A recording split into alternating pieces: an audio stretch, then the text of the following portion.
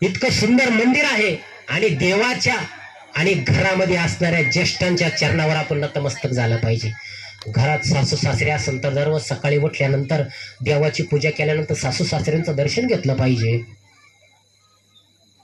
सासू सासऱ्याचं दर्शन सकाळी घेतलं पाहिजे. सोना सोना घेता ना? हा सगळ्या मांडवलं राहिले बरं का. महाराज नाही महाराज, एक माझ्या बहिणीनं लक्षात घ्या, हे व्यासपीठावरून तुम्हाला सांगणं. आपल्याला जसं माहेरी गेल्यावर वाटतं ना, आपल्या भावानं आपल्या आईबापाला जीव लावला पाहिजे. एक ध्यानात घ्या, तुम्ही जर तुमचे सासू सासरे जर नीट सांभाळले ना महाराज, तुम्हाला वाटतं ना, मला जर आमच्या काही बहिणी मला गेल्यानंतर होतं महाराज, आम्हाला जर आमचे आई वडील सांभाळायची मुभा असती तर कुठलेच आई वडील अनाथ आश्रमात गेले नसते.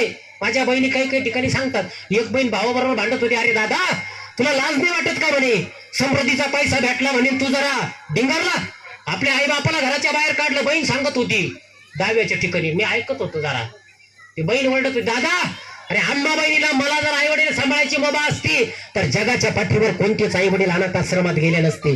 पण माझ्या बहिणींना तुम्हाला सांगू, तुम्ही जर म्हणतात ना आम्हाला आई वडील सांभाळायची मुभा असती तर जगाच्या पाठीवर कोणतेच आई वडील अनाथ आश्रमात गेले नसते. माझ्या बहिणीनं तुम्हाला सांगतो, तुम्ही जर ते सासू सासरे जर आई वडिलांप्रमाणे जर सांभाळले ना, जगातले कित्येक अनाथ आश्रम बंद होतील, जगातले कित्येक अनाथ आश्रम बंद होतील. नाही या नाही ना, म्हणते आमचे ते कामावर गेले आणि आमच्या मामजींना बाई सकाळी सकाळीच खायला लागत, आमचे कामावर गेले ते 1 वाजता येतील. अरे तुझे ये ना तिकडं रोडवरती, अहो रश्यात मिसळ अगदी बुडू पाव बुडू मिसळ जाऊन कोण आणली आणि तो म्हाताऱ्याला उपाशी ठेवी ती. नाही नाही नाही नाही, काय कमावलं तुम्ही? सकाळी यायचं आणि इकडं फार गजरा बिजरा मेकअप फाउंडेशन अगदी आहा से आहा तक. सासरा भाकरी वाचून घरी मारायचा आणि इकडं अगदी दाखवायचा, हा मेलं, अगदी वाण वाटायचे, अगदी गुरुवार करायचे, भाद्रपद सगळं. घरी जर तुम्ही उपाशी मारित असं नाही ना नाही.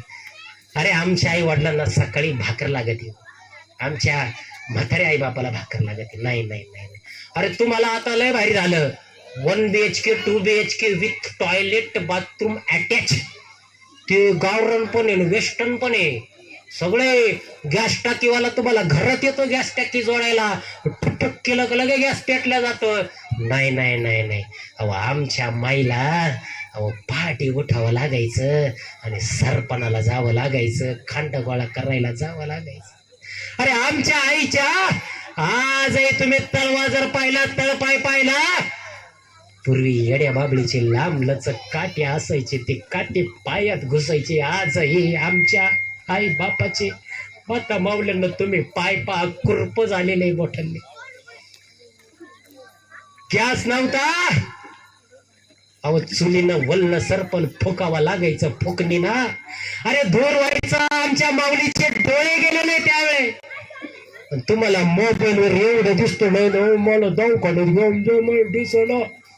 नाही नाही नाही नाही नाही, नका हो नका. फार कष्ट मान्य, तो नवऱ्याचा वर अधिकार तुमचा पण आहे.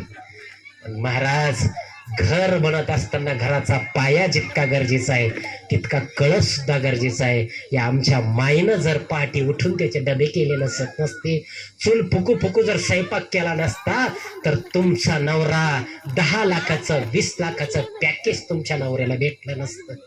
नका. आता फार वाईट परिस्थिती झाली. तो साहेब व्हॉट्सअपला मेसेज आला होता, हा ते पोरगा अमेरिकेला गेलं, 7-8 महिने ते आई बापाचं शरीर कुजलं, वास यायला लागला कॉलनीत.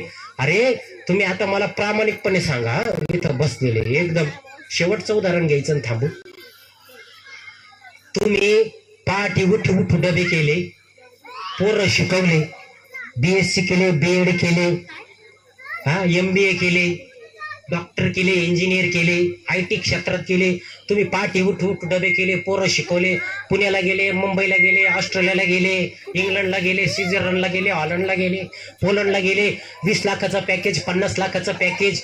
तुम्ही पहाटे उठू डबे केले आणि तुम्ही मला खरं सांगा, पोरं तुमच्या पशी का आता लग्न झाल्यावर इमानदारीत हात वर करून सांगा, पोरं तुमच्या पशी का?